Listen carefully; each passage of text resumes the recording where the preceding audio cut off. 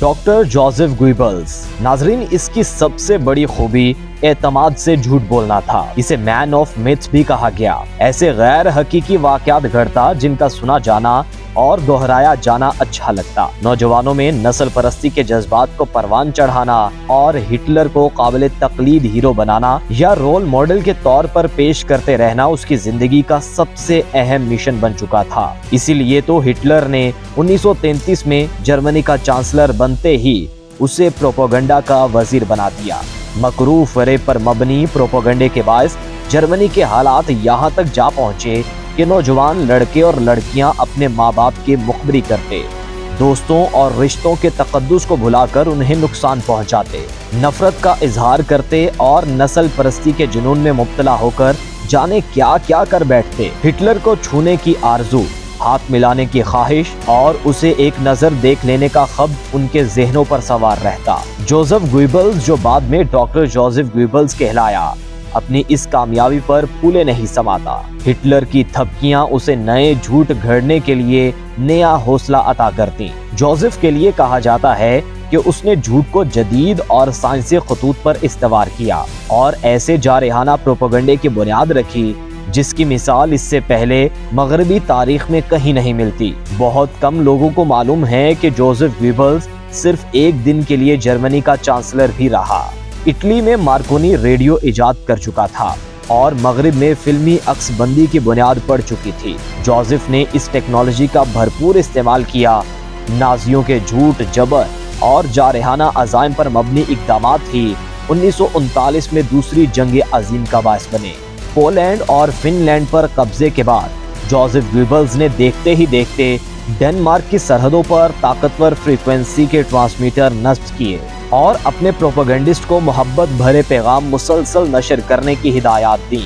यूं गोया डेनमार्क वालों के लिए मोहब्बत और अमन के गीत यूं गाए जाने लगे जैसे इन दोनों मुल्कों के दरमियान कोई नया रोमांस शुरू हो गया हो। ठीक 2 रोज बाद जर्मन रेडियो ने अपना पैंतरा बदला और कहना शुरू किया कि हम 2 रोज से मोहब्बत के नगमे अलाप रहे हैं, जबकि डेनमार्क हुकूमत हमें कोई एक खैर सगाली का पैगाम तक नहीं भेज रही। क्या दोस्तों के साथ ऐसा सलूक किया जाता है? जर्मन रेडियो ने शिकवों और शिकायतों से आगाज किया और शदीद नफरत पर मबनी अपनी नशरियात को इश्तियाल अंगेजी तक जा पहुंचाया और फिर देखते ही देखते डेनमार्क पर हमला किया और इसे भी हड़प कर लिया। दिलचस्प बात यह है कि उधर डेनमार्क के लोग खुद अपने हुक्मरानों ही को गालियां देने लगे कि हिटलर ने तो बड़ी मोहब्बत और भाईचारे के साथ रहना चाहा था, मगर ये हमारे हुक्मरान ही कमीने निकले।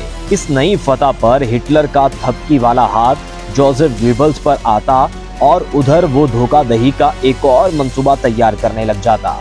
वाज़ेह रहे कि मकरू फरेब पर मबनी प्रोपेगेंडे का ये अंदाज कमो बेश इन तमाम ममालिक पर आजमाया गया जिन पर कब्जा करना मकसूद था। आप मुझसे बेहतर जानते हैं कि जर्मनी दुनिया को ताराज करता हुआ, फतूहात के रिकॉर्ड बनाता हुआ आगे बढ़ता रहा। Poland, Finland, Denmark, Norway, Belgium, Holland, Luxembourg, France, Czechoslovakia और जाने कौन कौन सी मुमलिकतों को रोंदता हुआ चला गया।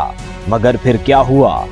झूठ को आखिरकार शिकस्त हुई और शिकस्त भी इबरतनाक। जर्मनी रूस की बर्फानी दलदल में फंसा और जलील हो गया। हिटलर ने खुदकुशी कर ली।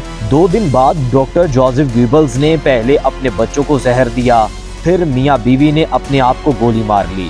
जर्मन गुलामों से बदतर हो गए। जर्मन औरतें कनीजें और बांदियां बना ली गईं।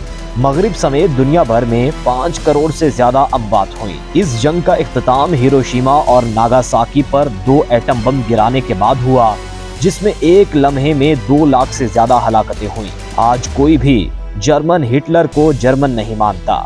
इटली का हुक्मरान मुसोलिनी भी इसी ओहदे का एक फाशिस्ट और हिटलर का हमनवा था। उसे लोगों ने कब्र से निकालकर उसकी लाश को सड़कों पर घसीटा। इस वीडियो का मकसद अपने नौजवानों को ये बताना भी है कि वो सियासत में जिसे चाहें उसका साथ दें, मगर झूठ और नफरत से गुरेज करें कि इसी में आफियत है।